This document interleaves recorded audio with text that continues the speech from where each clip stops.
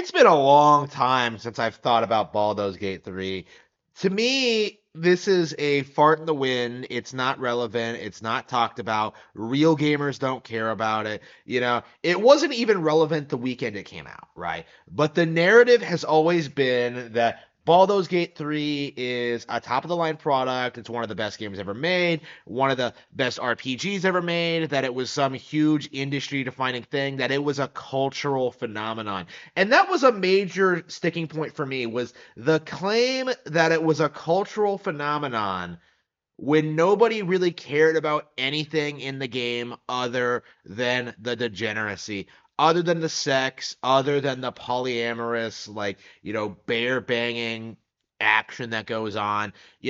I began to notice more and more that the most vocal advocates for the game were female, right? And it dawned on me today, just out of nowhere, just looking at a thread on 4chan of just, this girl gamer coming out and talking about how upset she was at the romance options, and how some guy she wanted to be with had, I don't know, did something she didn't like. It was ridiculous, right?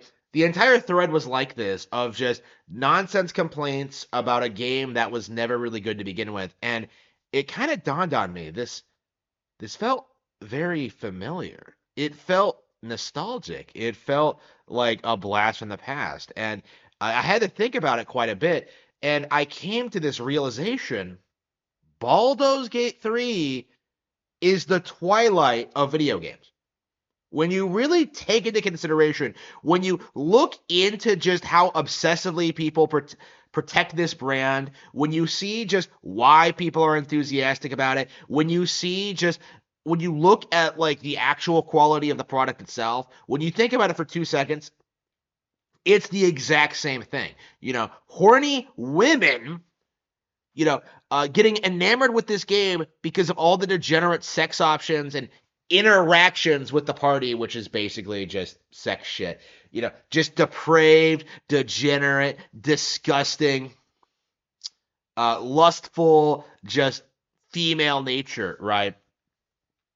The obsession with sex. It's the only reason this game has any following at all. Is it's just like Twilight. It has no real merits when it comes to its gameplay or its world building or its storytelling or its characters. Nah, like, it all just amounts to women being able to customize their own character, their own idealized sense of self, and having her get gangbanged by all the guys in the party, right? That is the appeal of Baldur's Gate 3. It is no different than being on Team Edward or Team Jacob. No matter what team you're on, you are a disgusting human being. And what's more is that anybody who knows, the instant people realize what Twilight actually is like,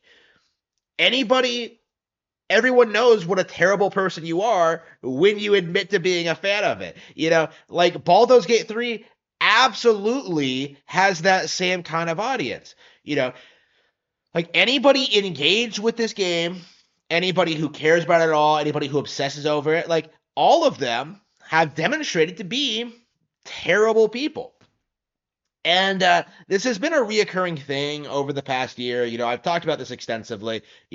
Like, you've seen on the channel just how people, like, adamantly try and do damage control for Baldur's Gate 3, try to say it's like a bestseller when it's not. Like, it's exactly like Twilight, right? In the early days of Twilight, this is something that, like, you wouldn't remember if you weren't like me and weren't fighting back against Twilight when it was first becoming popular.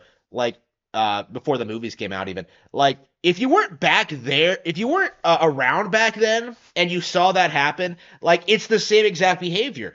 Twilight fans, when it was popular, were adamantly insisting that the series was bigger than Harry Potter, that it was more popular than Harry Potter, that it made more money than Harry Potter, that people were more into it than Harry Potter. And that was true if you were talking about like the horny teenage girl audience. But when you go outside of that sphere, when you go outside people who like, actually evaluate the product based on its literary merit, what you end up getting is, everyone hates it, and the same pattern has been repeating itself with Baldur's Gate 3. Much like Undertale before it, the more Baldur's Gate 3 like extends outside of its core audience of like Tumblr addicted, like 30-year-old women, right? Like, porn addicted, yaoi consuming, just disgusting like women children. Like when the more it goes outside of that sphere, the more and more people begin to realize that Baldur's Gate 3 is completely and utterly irrelevant, right? It's not competitive with other games, especially on Nintendo platforms.